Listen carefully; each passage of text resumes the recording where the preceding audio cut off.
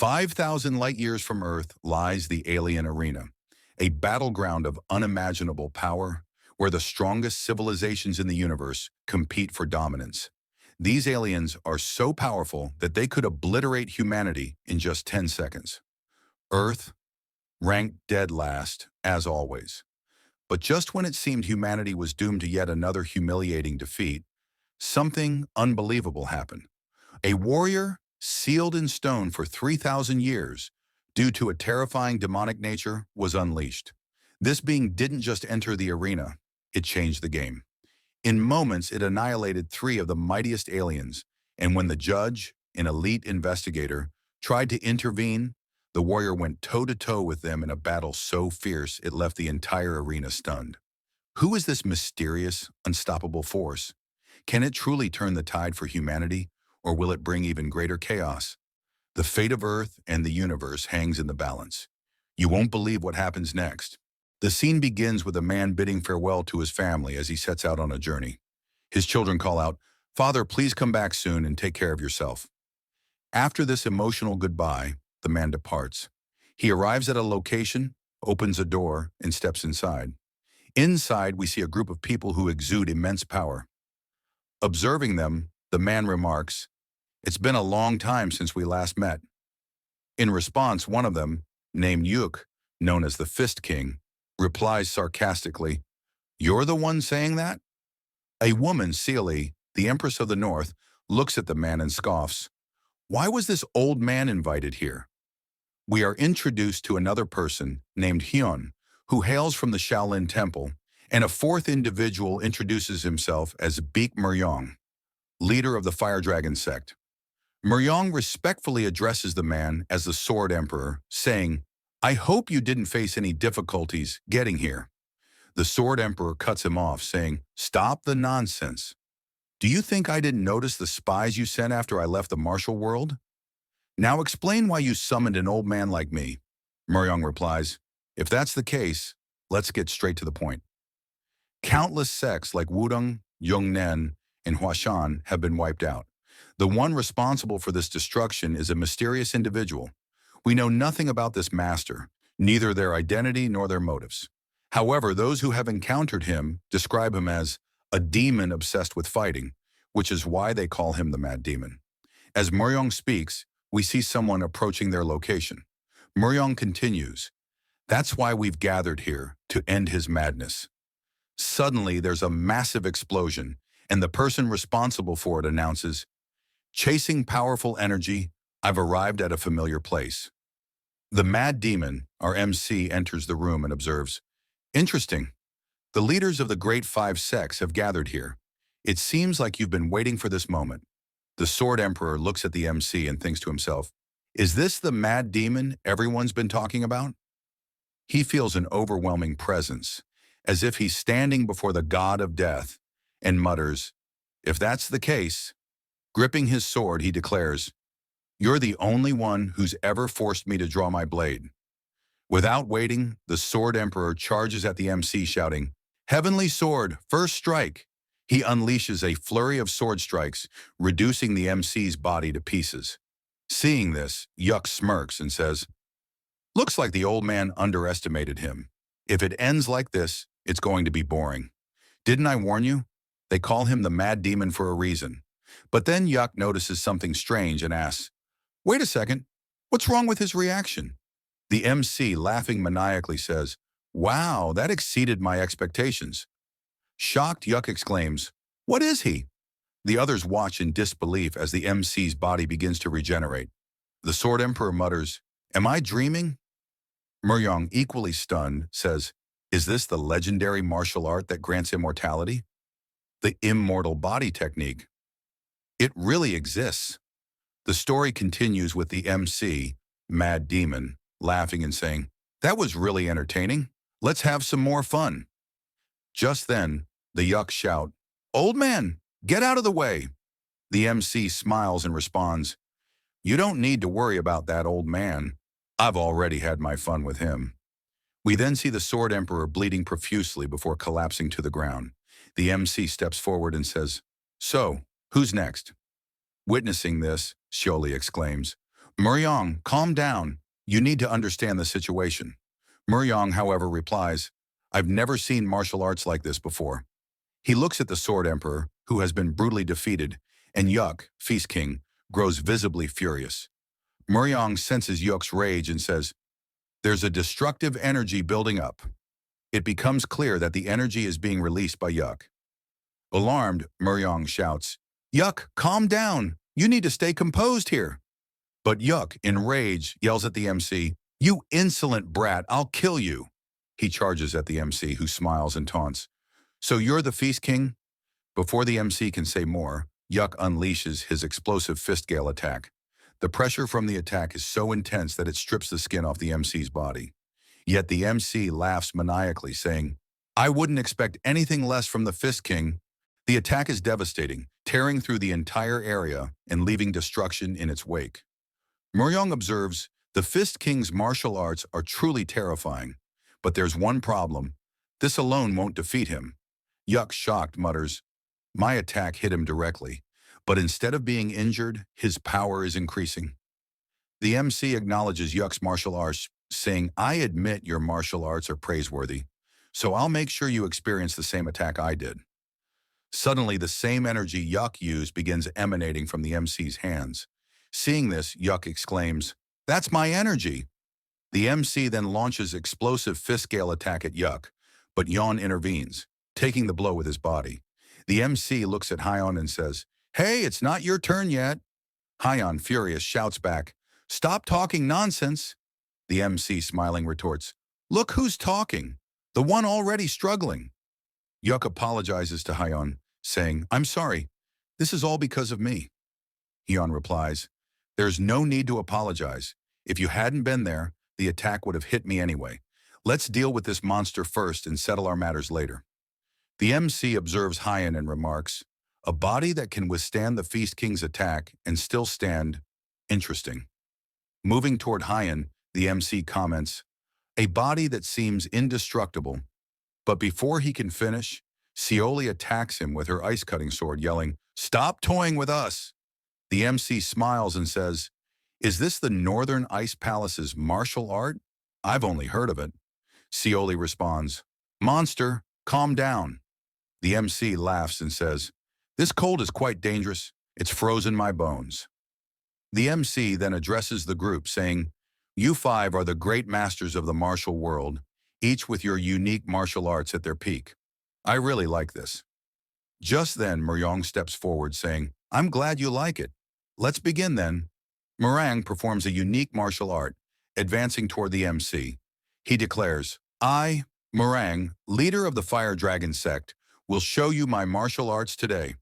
He attacks the MC, but nothing happens. The MC, confused, asks, what was that? Muryong replies, I've trapped you in eternal darkness. The MC shouts, what nonsense is this? We see several bands of energy slowly binding the MC. As the bands completely envelop him, the MC screams, what have you done to me? My body is losing its strength. The MC is fully trapped, unable to move. Hyon asks Muryong, what kind of martial art is this? I've never seen anything like it. Muryong explains, this is a treasure of the Fire Dragon sect, passed down from leader to leader. This sword, the Eclipsing Blade, has the unique ability to trap anyone it cuts in eternal darkness. It's so powerful that it's never been used in history. I can't say how long it will hold, so stay prepared. After this, we are shown a scene 3,000 years into the future, where the same statue is enclosed in a special case. Following this, we see the outside of the case, and its name is revealed. It's called the GSP Zone. Then we meet a person who introduces himself, saying, my name is Mark, and I'm from the Earth Promotion Team. Hearing this, another person responds, all right, be cautious because things here are quite delicate. Did you come alone from the advanced team? To this, Mark replies, oh no, someone else came with me. We then see a girl and Mark says, she's the one who came with me.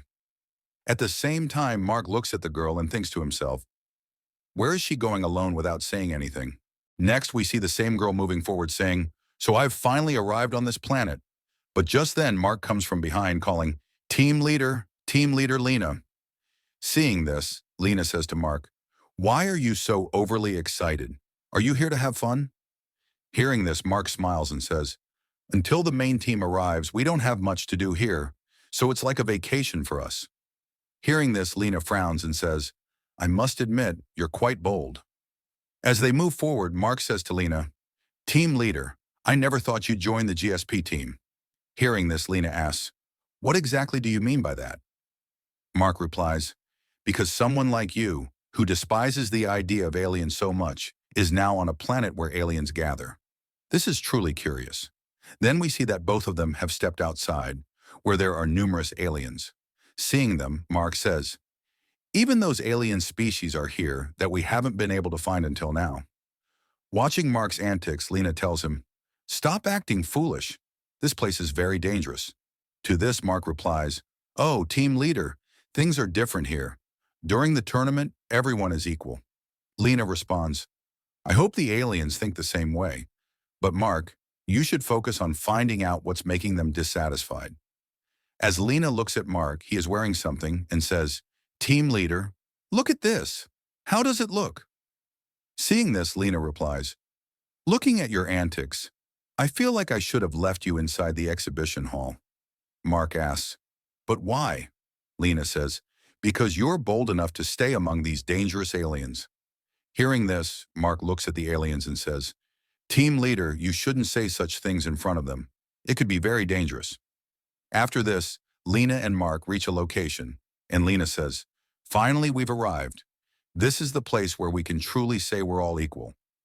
This place is called the GSP Tournament Arena. Then we are shown a scene inside the tournament where an alien shouts, welcome everyone from across the universe. This tournament happens once every 100 years and gives you the chance to elevate your civilization's level. Hearing this, all the aliens become very excited. We then see Mark and Lena, who are also present there. Mark says to Lena, so, team leader, you came here just to watch the tournament? Lena replies, no, I'm here to observe their weaknesses. Hearing this, Mark thinks to himself, what nonsense is she talking about? Next, we are introduced to an alien named Agni, whose civilization ranks 972. We also see another alien named Panon, whose civilization ranks 9,630. It's announced that their battle will begin, and the winner will decide who will be in group number 6. The scene then shifts to the promotion hall, where one person tells another, come here quickly. When the other person arrives, he asks, did you hear that sound? The second person responds, no. What sound are you talking about? At the same time, we see a crack forming in the statue, and our MC is watching them. After this, the narrator tells us that the location of the GSP planet is 500,000 light years away from Earth. Every 100 years, a tournament is held there in which every civilization participates. If you win this tournament, you are granted anything you desire. Whether it's to end war or hunger, you can rid yourself of all troubles. Similarly, on Earth, Gaio has been created, where the most powerful individuals reside, and we are officially eligible to participate in this tournament. Following this, we see the same white alien shouting, they truly deserve the title of living flame species because the flame alone has created such an intense atmosphere in the entire arena. Then we see Panon, who remarks, this flame is indeed extremely dangerous. Standing before Panon is Agni, who yells, today I will roast you completely with the help of my flame. Witnessing this, all the aliens in the arena begin chanting, Agni! Agni! Panon hears their chants but remains focused. At that moment, Agni approaches Panon and says, how dare you ignore me? Agni then launches a fierce attack on Panon. The audience shouts, Agni's flame is so dangerous it could easily melt a Star Destroyer ship. Lena observes this and comments, it seems Agni's civilization is also Tier 1. Agni, meanwhile, approaches Panon and taunts, you fool! Now you've seen the immense power of Lord Agni. Mark, witnessing this, says to Lena, how can we even think of defeating such a monster? Should we still search for their weaknesses, team leader? I don't think it will help us. Lena replies, no, it's not enough yet. Mark retorts, team leader, I'm saying our time is being wasted here. Lena responds, that's not true. There are certain things here that are crucial to realize. For instance, none of these aliens belong to the top tier 3, and some are only focused on the match. I thought this tournament was meant to elevate the rank of civilizations, so I expected different reactions from these aliens. The fact that Tier 1 civilizations are nothing compared to them will be used as a weapon against their arrogance. So Mark, if you understand me, start focusing on their weaknesses. Mark reluctantly agrees, saying, "All right, but I still don't see how this will benefit us." Suddenly, a small alien, seemingly from the Piglo species, starts crying and yells, "Panon, you can't lose here! Get up quickly!" Mark notices her and thinks, she seems to belong to the Piglo species, but it's unfortunate for her that her opponent is Tier 3 and a top ranker at that. As the heat of the flame subsides, Panon is nowhere to be seen. At that moment, another alien shouts, "Declare the winner already!" That trash must have burned to ashes by now. Mark hears this and thinks, what is such a dangerous entity doing here? I must inform the team leader and leave immediately. But before Mark can act, the small alien angrily yells, "Hey, how dare you talk nonsense about Panon if you don't know anything about him?" The alien retorts, "You're just a little kid. What else can we expect from a lowly species like you?" Enraged, the small alien shouts back, "You're a kid yourself." Seeing this, Mark tells Lena, "Team leader, let's leave quickly before we get caught in their fight." However, Lena ignores him. The alien boosts his muscles and taunts, "You little brat, do you want me to show you something interesting?" Flexing further, he says, "People like me are normal on my planet." His display terrifies the Piglo alien. Mark shouts, "Team leader, look over there." They see the alien transform his body and declare, "Even someone as normal as me can destroy your planet in just 10 seconds. His name is revealed to be Mr. Pixie, and his civilization ranks at 1,300. Before Piggy can attack Piglo, Lena intervenes and asks, "Did you boost your muscles just for this child?" Pixie responds angrily, "What did you just say?" Lena taunts, "You claim to be normal on your planet, but your behavior here clearly shows you're a loser there." Furious, Pixie shouts, "Why is this lowly civilization provoking me?" Mark, frightened, says, "Wait, I'm not with these lunatics." Lena mocks Pixie further, saying, "Even if you're angry, what can you do, loser?" Pixie, enraged, says, "What did you call me?" Mark pushes Lena aside, saying, "Stay away from me. He'll misunderstand because of you." Lena replies, "Is this how you intend to defend your team leader?" At that moment, Pixie prepares to attack, but suddenly something flies in from behind and stops him. A voice commands, "Stop right there." Pixie mutters to himself, "Why did it have to show up now?" Mark notices the object and asks Lena, "What is that?" Lena explains, "It's a patrolling drone." The drone asks Mark and Lena, "Did this individual harm you?" Lena smiles and responds, "Not directly, but this fool suddenly started showing off his muscles. It seems like he's drunk. It caused some inconvenience, but it's fine." The drone then turns to Pixie and asks, "Did you really display your muscles here?" Piggy, trying to downplay the situation, admits, "Yes, I was just showing off a little." Shrinking back to normal, he adds, "So technically, I didn't do anything wrong." As Pixie leaves, he says, "See you again." Mark mutters, "Not even in my dreams." Then he asks Lena, "Did you already know about this?" Lena replies, "Of course. Do you think I'm crazy to provoke a monster without reason?" Just then, Piglo comes over, holding Lena's dress and says, "Thank you for helping me." Hearing this, Lena angrily replies, "I didn't help you. Get out of here right now and stop annoying me." Hearing such words from Lena, Piglo starts to cry. Seeing this, Mark thinks to himself, "I knew something was off with her mood." Mark then places a hand on Piglo's head and says, "I understand you must have been scared, but don't worry, you can go back to your family now." However, Piglo brushes his hand away and snaps, "Stop talking nonsense, you coward." Then Piglo bows her head again and says thank you to Lena. Watching this, Mark mutters, "Why is she acting like I was the only one scared?"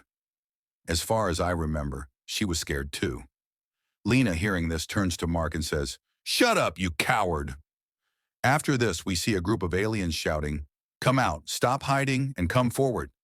After behaving like this, How can you claim to represent your civilization? Lena observes this and says, it seems everyone here is against Panon, and honestly, I expected this. Meanwhile, Agni appears saying, it's been a long time since I've played hide and seek. Lena, watching this, wonders, will humanity ever be able to defeat such monsters? We then see a flashback where Lena is wearing different clothes, standing before patients in dire condition. Reflecting on this in the present, she says, I shouldn't let such thoughts cloud my mind right now. Mark notices her demeanor and asks, are you okay? Lena replies, yes, I'm fine. There's nothing to worry about. At that moment, a white alien announces, this can't be. Panon has attacked Agni's blind spots. Lena is shocked to hear this. Panon's attack leaves Agni severely injured, and he launches another deadly strike on Agni. Seeing this, Lena exclaims, he risked his life to attack Agni's blind spots. Suddenly, Mark's phone rings. The conversation he hears leaves him visibly shaken, but the audience doesn't hear what's said. At the same time, an announcer declares, Agni won't rise again. Mark then calls Lena, who retorts, I told you I'm fine. Why do you keep bothering me? Mark replies, team leader, this isn't about that. There's been a call from the exhibition hall. They reported an issue, and we need to check it out immediately. Lena and Mark head out. On the way, Lena remarks, I told you to double-check everything. Mark insists, team leader, I clearly remember double-checking everything. As they discuss this, they move forward, but someone is seen lurking near a pillar. Lena says, whatever it is, I've seen what I wanted to see, and I'm sure you've seen it too. I never thought that monster could actually be defeated here, but now I believe there are only a few opponents left that we can't defeat. Suddenly, a hand strikes Mark from behind. Lena turns and says, what kind of wind was that? But soon a massive hand grabs her head too. The scene shifts to a different location where Lena opens her eyes, surrounded by numerous pixie. One of them is holding Mark, who is in terrible shape. Lena, seeing this, shouts, Mark, wake up! The pixie hear her and mockingly say, oh, you're awake. Were you calling for someone named Mark? Don't worry, we haven't killed him yet. Lena retorts, are you doing this because I teased you earlier? Or are you just brainless? The GSP security team will be here any moment. One of the pixie throws her down, saying, how dare you speak like that? Most of the security devices on this planet are made with our technology. I've already taken care of them. He then taps her forehead and says, do you understand the situation now? Angrily, he continues, the Galactic Federation isn't what it used to be. They've started accepting worthless beings like you. Lena, furious, shouts, stop talking nonsense. We never wanted to join your federation. You were the ones who barged into Earth and forced us. Because of the disease you brought, billions of people died, and you call this a federation? You claimed you couldn't interfere between civilizations, yet you didn't help us at all. Hearing this, the pixie laugh hysterically. One of them mocks, did you hear that? She admitted her people were wiped out. Another pixie adds, do you think the Federation is some charity organization? Is there really a disease that makes people drop dead like that? I thought such beings only existed in museums. Suddenly they notice someone approaching. A voice says, I was wondering who had the audacity to bring me here. It turns out to be the MC, who remarks, judging by your build, you must be from Shaolin Temple, but you look quite different now. Even this room seems small compared to you. Lena, observing him, thinks, judging by his language, he seems to be from Earth. One of the pixie steps forward and says, what did you just say? Why are you using such a useless language? The MC casually picks his ear and replies, what are you saying? It seems not just your appearance, but a lot has changed here. Thinking to himself, he wonders, can't even speak the common language, huh? Lena shouts at the MC, hey, go inform the security team about this. They're breaking Federation rules. But the MC remains indifferent. One of the pixie steps forward saying, does he want to escape? Looks like he wants us to kill him. The MC laughs and says, all right, I get it. Nothing's changed here. He charges energy in his hand, and before the pikey can react, the MC launches a deadly attack, obliterating its upper body. Lena, shocked, watches as the MC laughs and says, "Stop being scared. I know you can understand my language. I have many questions for you, so if you try to run away, I'll kill you right here." Hearing this, Lena says, "Do you have any questions for me? But first, tell me how you managed to do that." However, our MC, extending his hand toward Lena, says, "Hey girl, if you value your life, talk to me properly." Hearing this, Lena thinks to herself, "I knew it. This guy can't even speak the common language properly." Then our MC asks Lena, "First, tell me where we are." Lena replies, "This is a promotional building in Street Z." Before she can say more, our MC interrupts her saying, "Isn't this the Shaolin Temple?" Anyway, the peace and quiet of the Shaolin Temple is well known, but hearing the noise here, I figured it couldn't be. Hearing this, Lena asks, "Who exactly are you?" Our MC, confused, doesn't respond immediately. Lena then examines him from all sides and says, "From your appearance to your language, you are clearly human from Earth.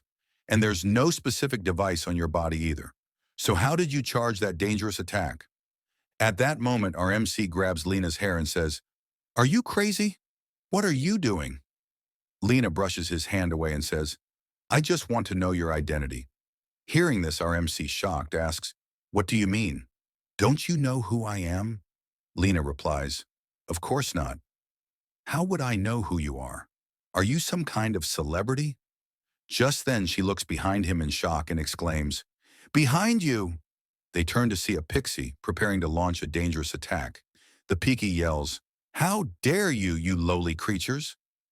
A fierce attack is directed at our MC, but he deflects it with one hand and prepares his own counterattack.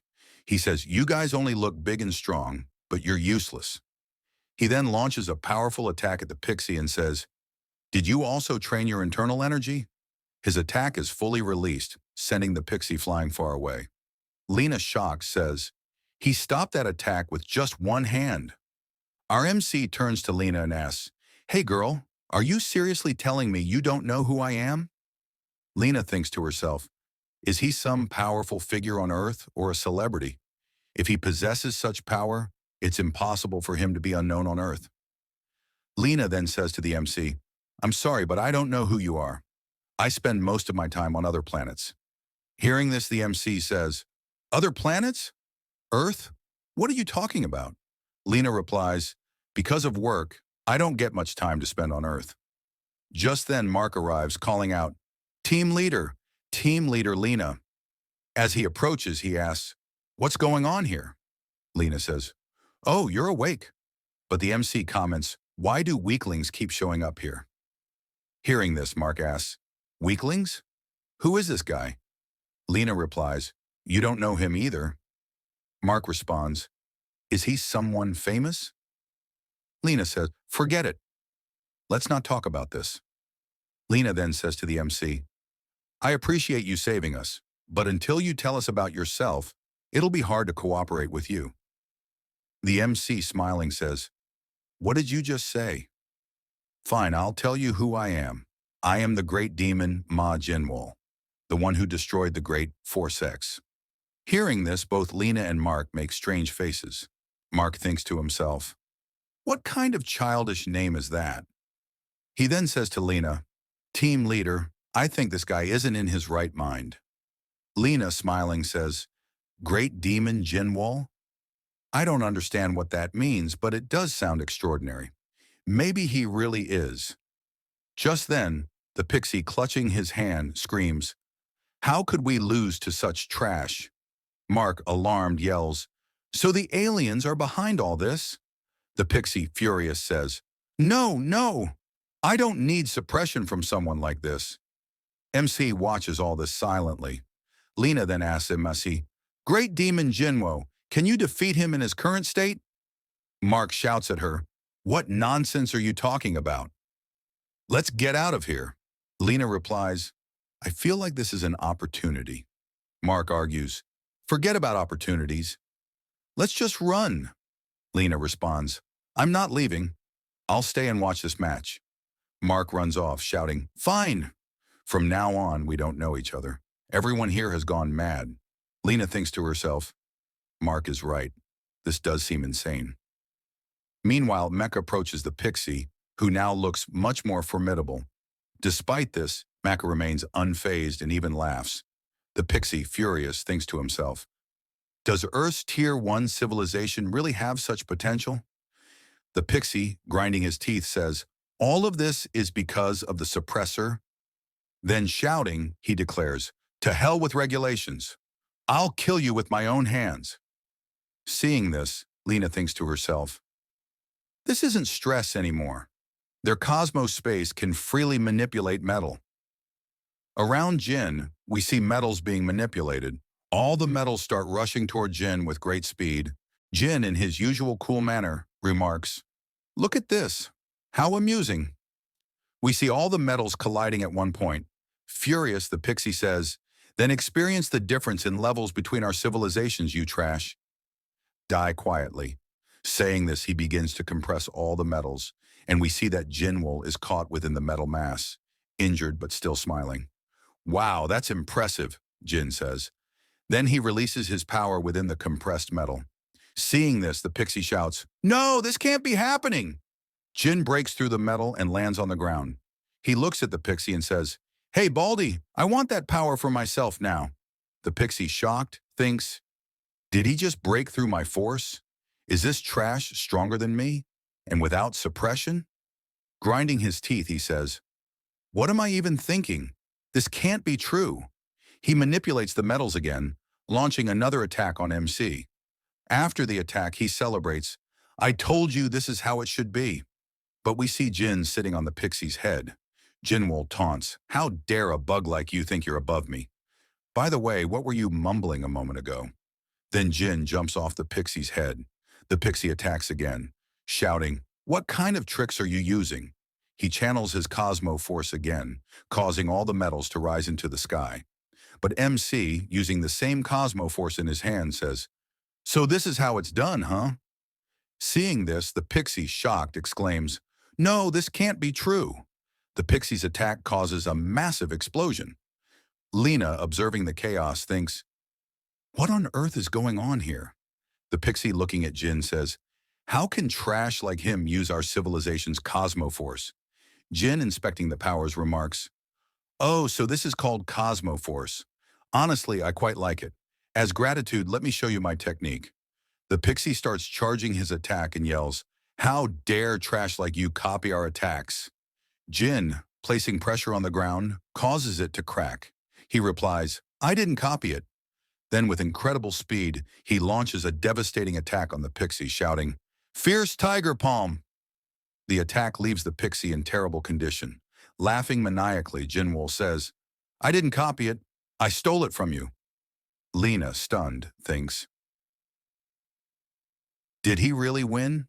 Against a Tier 3 civilization? This was insane. Jin, moving forward while inspecting his new technique, says this martial art is genuinely fascinating. He approaches Lena and says, hey girl, take me to more baldies like him. Lena grabs Jano's hand and replies, I knew this is why you came here. Your only reason for being on this planet is to prove your strength. Laughing maniacally, she adds, fine, I'll take you to a place where there are far more powerful beings. Great Demon Jin, become Earth's representative in the GSP tournament. After this, we are introduced to a person named Vertas, who is a judge from the GSV planet. He says, so you're saying that a Tier 3 civilization is causing trouble here?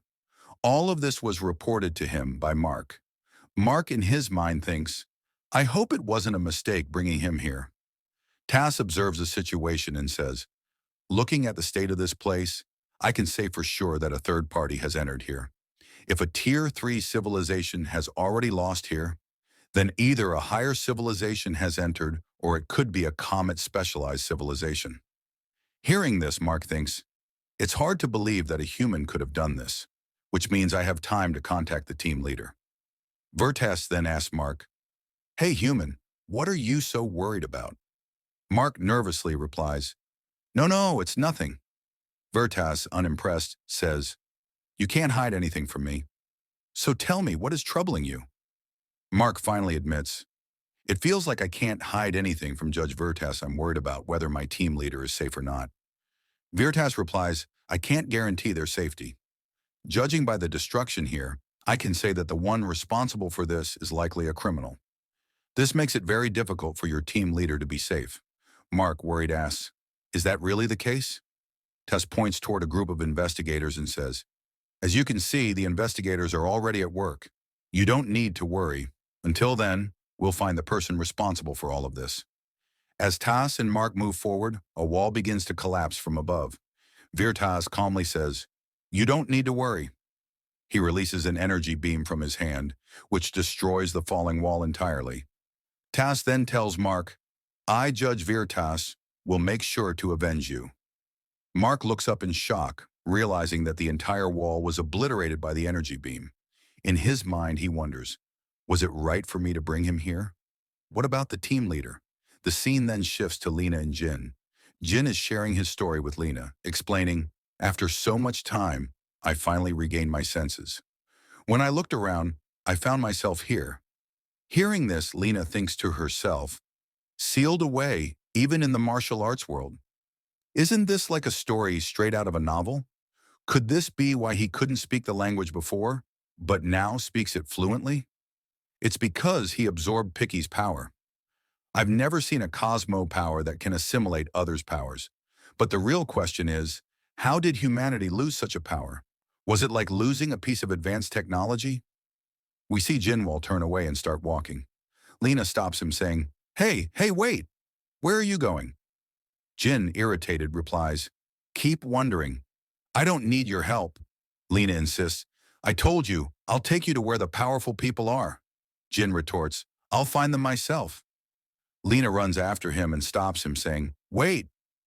This isn't the world you used to know.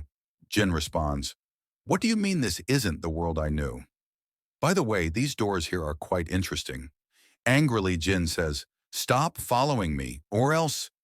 Before he can finish, he notices a large group of aliens outside. Surprised, Jin exclaims, what is all this? Then Lena places her hand on Jin's shoulder from behind and says, I told you, this isn't the world you once knew, Jinwoo. Welcome to the 26th century. Lena explains to Jin that this era is called the 2600 Space Exploration of Earth era. Hearing this, Jin is shocked and exclaims, Space Exploration era?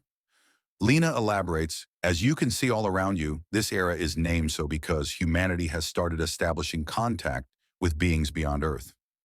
Jin skeptically asks, so what did you gain by contacting these alien creatures? Lena replies, if that's your question, let me ask you this.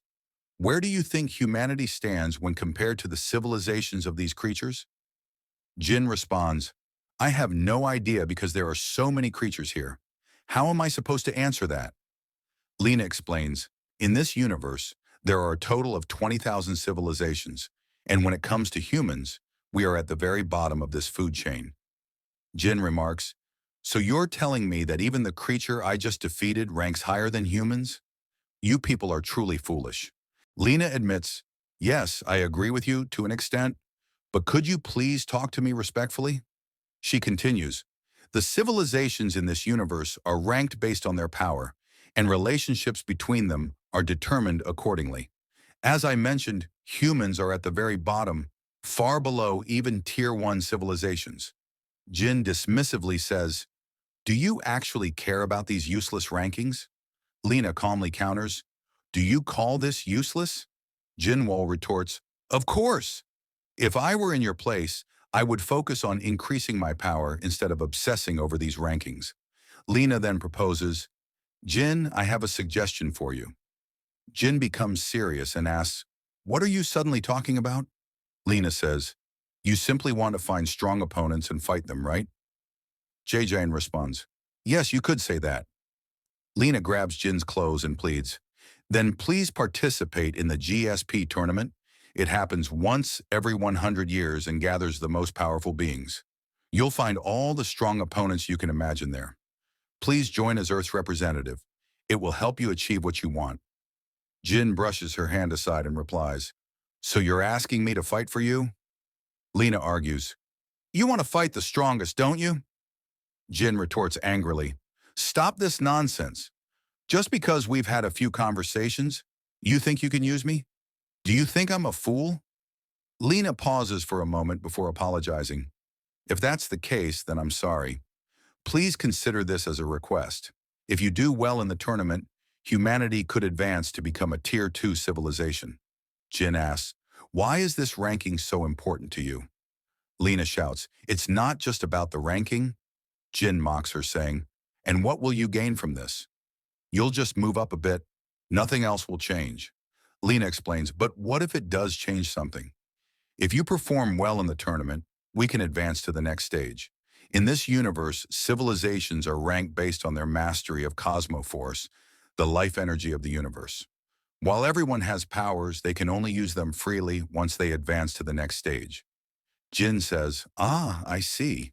So you want to use these mysterious powers, but you can only do that after advancing to the next tier. And since you don't have any hope of defeating these monsters, you want me to fight for you. Lena admits, yes, that's part of it. But it's not just about advancing humanity. You'll gain something as well. Not only will you be able to use your powers freely, but you'll also acquire knowledge that you couldn't gain even in a lifetime of effort. Hearing this, Jin is shocked and asks, knowledge that I couldn't gain in a lifetime? Lena explains, the knowledge humanity has acquired so far took centuries of effort. After we began space exploration, we learned a shocking truth from other civilizations, that there exists a massive creature in the universe. A small part of its brain contains this knowledge, which Tier 5 civilizations extract and distribute through this tournament, based on certain restrictions. Jin angrily says, this is so boring. So basically, you just want me to fight for you. Lena pleads, try to understand, Zeno. Whatever you do, it's for humanity. Jin walks away saying, instead of explaining to me, find someone else for this. At this point, someone places a hand on Jin's shoulder. It's Vertas, who attacks Zeno with such force that his head and body are destroyed. Vertas says, I never thought I'd have to use this attack on someone from such a low-tier civilization. Vertas then turns to Lena and accuses her, you're involved in the Picky murder case, and for that I will deliver justice. He attacks Lena as well, saying, this will hurt a lot. But suddenly a voice interrupts, hey you! Lena, shocked, sees Jin regenerating thanks to his regeneration ability. Furious, Jin says, how dare you bring me to this state? Even Vertas is stunned. Jin warns him, don't even think about moving until I put you in the same condition. After this, we are shown a different scene in a new location where the Piglos reside. The same Piglo from before is revealed to be named Mala. Mala tells her mother that an earthling sister helped her. Hearing this, a Piglo named Grog says, did a human really help you fight against the Pixie civilization? It seems humans are braver than the rumors suggest.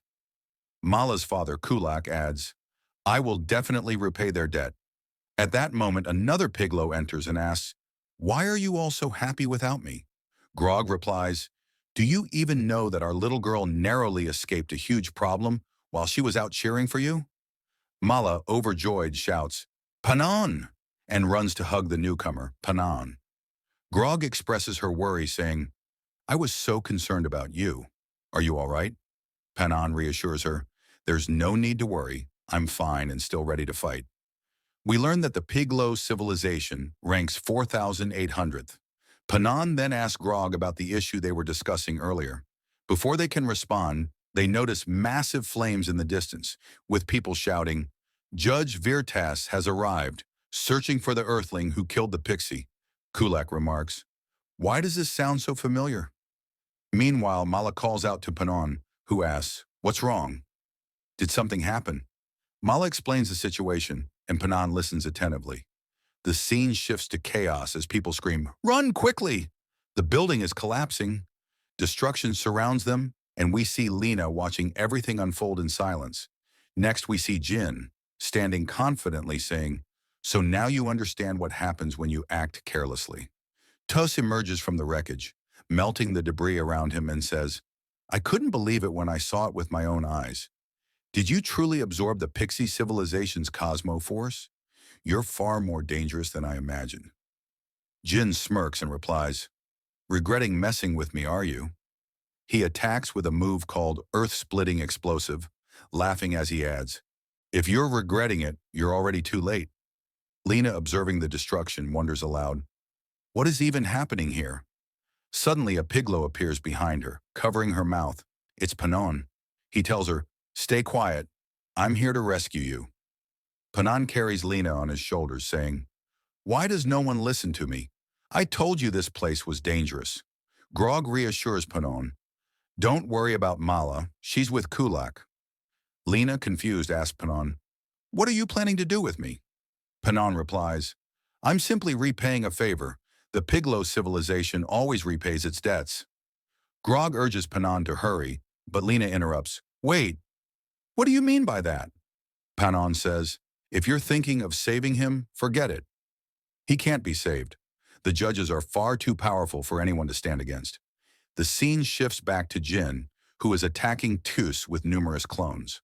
Ratus comments, so you have more tricks up your sleeve than just the Pixie civilization's powers. Virtus then charges a deadly attack in his hands, unleashing it with devastating power, wiping out all of Jin's clones in one move. He sneers, what a useless trick. However, Jin suddenly appears behind him saying, I wish you could say that again. Jin charges a powerful attack of his own, but before he can strike, Tus places a single finger near Jin's head. Jin, sensing the danger, exclaims, no! Ratus unleashes a devastating attack on Jin, leaving him severely injured. Virtus smirks and says, you truly have a lot to offer. After this, we return to Panon's scene, where Lena angrily yells at Panon, saying, you scumbag alien, let me go. If you want to save someone, don't save me, save him. Hearing this, Grog angrily retorts, didn't you hear what we told you earlier? No one can stand against a monster like that. Panon tries to calm Grog, saying, relax, Grog. Besides, she saved our Mala. Grog, still furious, responds, brother, stop it already. How long will you keep harping on the same thing? Panon snaps back, shut your nonsense. Just then, something falls from the sky. When the Piglos go to investigate, they find none other than Jin in a terrible state. Seeing this, Panon remarks, where did this dry firewood thing fall from the sky? Is this the earthling that girl was asking us to save? Was he really fighting Virtus? Grog interjects, if that's the case, we need to leave quickly because Virtus will be coming this way soon. Let's leave these two here and get out of here, or we'll end up dead like them. Lena, however, keeps looking intently at Jin, who, despite his condition, begins to move. Seeing this, Lena exclaims in relief, just as I expected. She then urges the Piglos, wait a minute, look at him once. The Piglos notice Jin screaming loudly, and in shock they say, he's still alive? It's hard to believe. He's regenerating quickly, even after being burned by Virtue's flames. Could this be the Earthling's cosmic force? At that moment, Tus arrives. Grog is startled and exclaims, Tus! Tus commands the Piglos, leave the criminals here and get out of here. Hearing this, Grog says to Panon, you heard him. This is our chance. Let's leave quickly. But Panon ignores her and asks Lena, do you think he can survive? Lena confidently replies, yes, I think he can. I've seen him recover from even worse injuries. Hearing this, Panon says, if that's the case, take him to the GSP registration office and make him a fighter. If that happens, Tus won't be able to touch him. Grog tries to stop the Panon, pleading, please, brother, don't do this. But Panon steps forward and says, until then, I'll try to hold him off. You two, head to the registration office quickly. Grog, frustrated, angrily shouts, you're such a fool. She then grabs Lena and runs off, saying, don't die no matter what happens. Panon reassures her, don't worry. With this victory, we'll gain a weapon that will surprise him. Meanwhile, Virtus points his finger at Grog and Lena, saying, do you think escaping from Judge Tus is that easy? As he charges energy in his finger, Panon interrupts, I heard you were a Helicionian before becoming Judge Tus, and the biggest weakness of Helicionian is darkness, as they derive their power from light.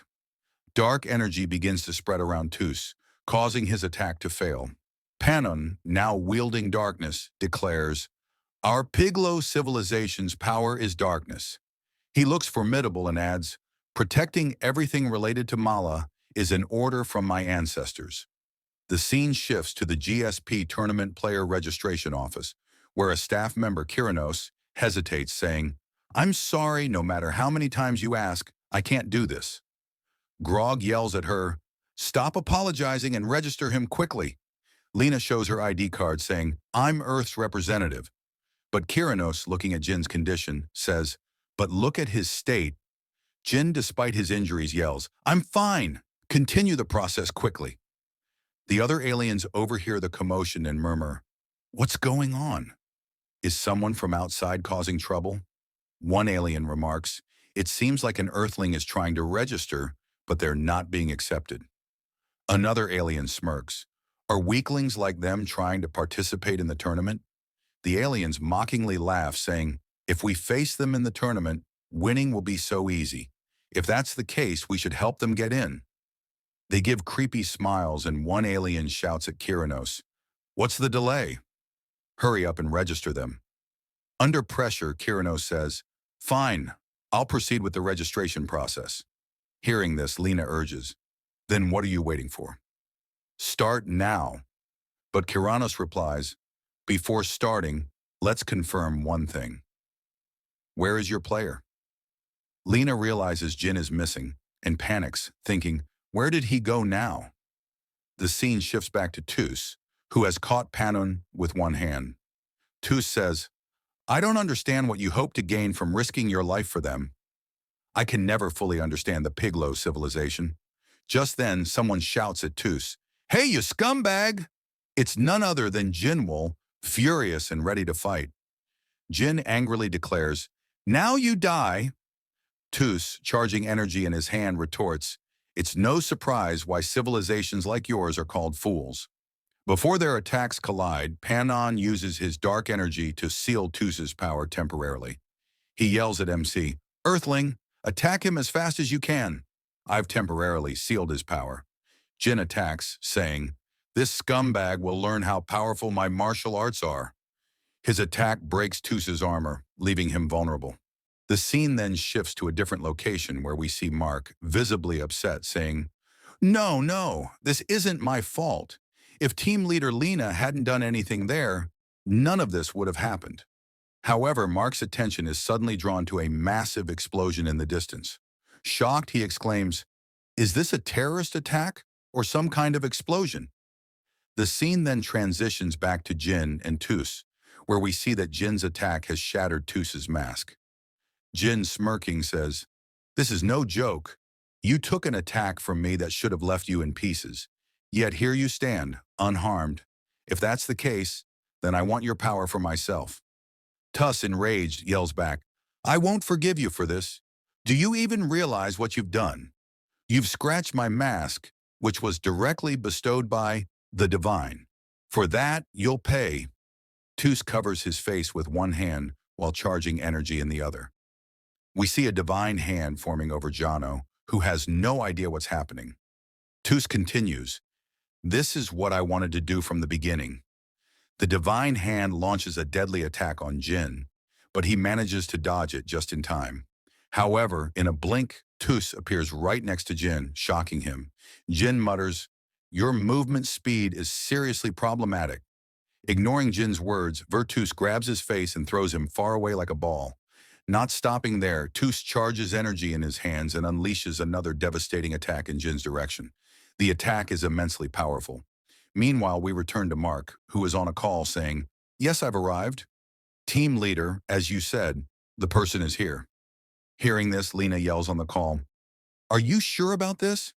Relieved, she says, "It's good to know he's safe." Gog adds, "Did he recover so quickly from such damage?" However, Mark interrupts, "Team leader, there's no need to celebrate just yet." Lena, puzzled, asks, "What do you mean?" Mark, looking at Tus, replies, "It doesn't seem like he's safe just yet." We then see Tus glaring at Jin, saying, "It's truly surprising that you're recovering even after taking such damage." Jin, however, is in terrible shape, visibly struggling.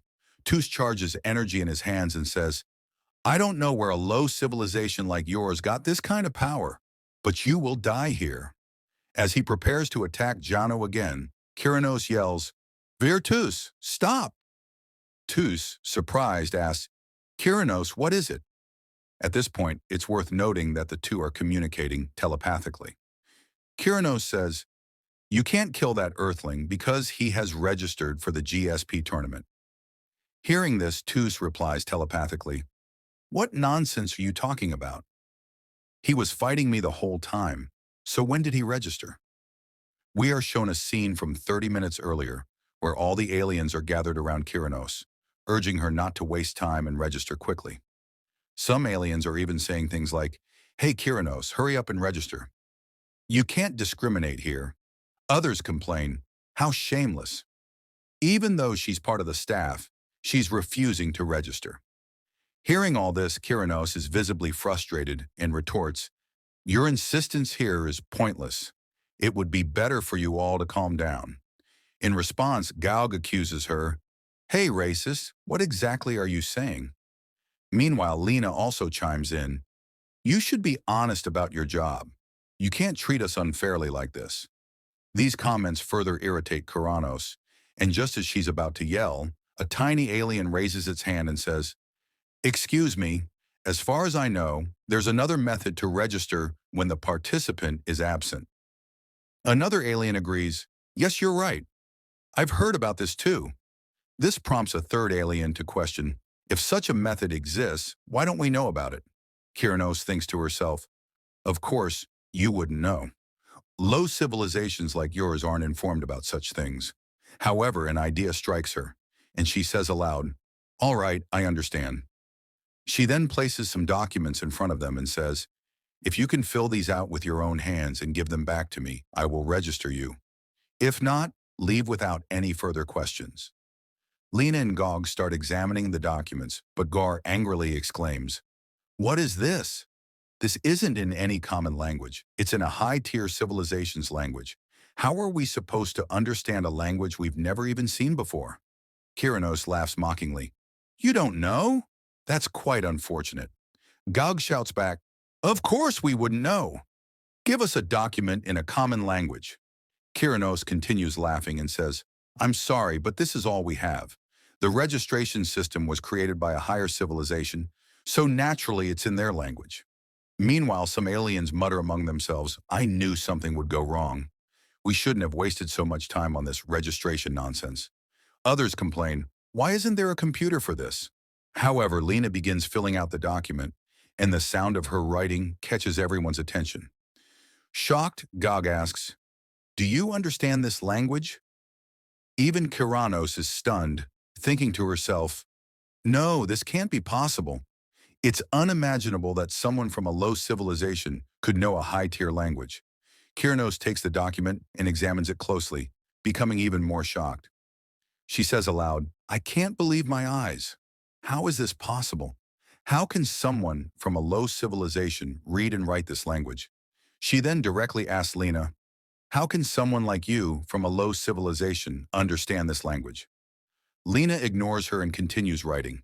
In disbelief, Kyranos thinks, according to the minds of Earthlings, it would be nearly impossible for them to even differentiate the structures of this language, let alone write it. Yet she's not only writing it, but creating structures herself. This is truly remarkable. The scene shifts back to the present, where Tus grumbles, maybe someone secretly helped her. Kyranos responds, yes, that's possible. But even if someone did help her, it's not illegal here. She adds that Earthling filled out the document with her own hands, and such precision would require memorizing millions of structures. Even if she managed to memorize them, forming sentences would still be a struggle. Yet she's doing it flawlessly. Tus, frustrated, exclaims, this is absurd. Even for civilizations like ours, which specialize in this language, such a feat is extremely difficult. Kyranos calmly replies, we can't cancel this registration. Helping someone isn't illegal here. Do you want me to delay it for a while? Tus thinks for a moment and then says, no, wait. I'll think about it. He looks at Zeno and mutters, who is this guy? Other civilizations are risking their lives to protect him, and he even has someone who understands the language of higher-ups. Even if the entire universe wants to save this boy from me, Vertas charges energy into his hands but then stops and says, fine, I'll let him go for now, but I'll personally investigate this further. He thinks to himself, this is the first time I've seen someone from a low civilization who isn't afraid of me. The scene shifts to Mark, who nervously reports on a call. Team leader Toos has disappeared with Jin and another masked figure. Lena, alarmed, yells over the call, "What do you mean by disappeared?" Gog also angrily shouts, "How dare you call my brother a masked figure?" Kyranos intervenes in saying, "You two are overreacting." They've been taken to the competitor recovery room to heal quickly. Gog questions, "How did her tone change so quickly?" Kyranos, annoyed, shouts, "Get out of here already!" A week later, GPS recovery room, where Jin is placed inside a tube. Lena stands nearby with Mark asking, "Team leader, do you think he'll recover?" "I've heard that broken things rarely get fixed." Lena snaps, "Stop talking nonsense. He'll recover." Then we see a flashback scene where a man says, In the world of martial arts, a legend was passed down through generations about a master spirit who had uncovered the ultimate truth of existence and was on the brink of reaching the summit of enlightenment. This spirit sought a worthy successor to inherit its unfinished mission and guide it to the pinnacle. Baek Jayun, the young heir to the Fire Dragon sect's leader, dismissed the tale as mere folklore, like many others. However, his perception changed when the legendary spirit chose him. Baek Jayun gained unrivaled power, rendering him invincible. He believed he was destined to rise to the pinnacle of the martial world, but fate had other plans. Years of bloodshed and horrific experiments in pursuit of immortality left him a broken man. The spirit that once guided him had grown silent. As an old man, Baek Jayun wondered why the master spirit had abandoned him, but no answer came. One day, his chief scientist rushed to the palace with news of a breakthrough. The scientist presented a test subject and an elixir of immortality. The subject, a young boy, had survived the experiments but was transformed into a monstrous being. The boy was treated as less than human, silenced and powerless to fight back. The scientist boasted about the boy's resilience, claiming he could survive months without food or water. But Baek Jayun was unimpressed. He had waited years for true results, and all he saw was a failed experiment. Frustrated, Baek Jayun used his magic to force the scientist to drink his own elixir. Helpless against the spell, the scientist consumed it and transformed into a monster, just like the thousands of others who had fallen victim to his experiments. Baek Jayun, now dying and coughing up blood, had only one question. Why had the master spirit abandoned him? He pleaded desperately for the spirit to reveal the secret of immortality. Finally, the spirit answered, but not as Baek Jayun had hoped. The spirit called him a fool who had squandered his chance. The true immortal body had already been created. It was the boy, now consumed by his thirst for revenge. Enraged, Baek Jayun attempted to use his magic to stop the boy. Despite his efforts, he could not accept the spirit's betrayal. How could the spirit choose such a pathetic vessel over him after all he had done? The spirit, unimpressed by Baek Jayun's protests, revealed the truth. The old man had failed to understand the essence of the world. To prove its point, the spirit manifested its power, stripping Baek Jayun of his remaining strength. Powerless and unable to stand, Baek Jayun finally realized how weak and insignificant he truly was. Meanwhile, the boy, driven by vengeance, closed in on his goal. With one final move, he ended Baek Jayun's life. The old man's story ended there, for he was never the true protagonist. The spirit turned to the boy and asked a single question. "Do you hate this world for destroying your family?" When the boy answered yes, the spirit vowed to grant him the power to take revenge. Outside the palace, members of Baek Jayun's sect sensed a dangerous red aura emanating from within. Discovering their master's body and the boy standing over it, they immediately attacked, unaware of the boy's newfound invincibility. In exchange for power, the spirit commanded the boy to destroy every stronghold in the world and absorb their strength. Thus, a monstrous force of unparalleled power was born. The boy, now the blood demon, was unstoppable. No blade could pierce him, no army could stand against him. That day, the blood demon sect was annihilated. The boy's journey to supreme enlightenment began, and none could challenge him, and he was the protagonist of Story Jinwoo, the blood demon. That's it for today's video. If you had fun or found this helpful, hit that like button, and let's aim for 100 likes for part 2. Don't forget to subscribe and turn on notifications so you don't miss it. See you soon. Take care.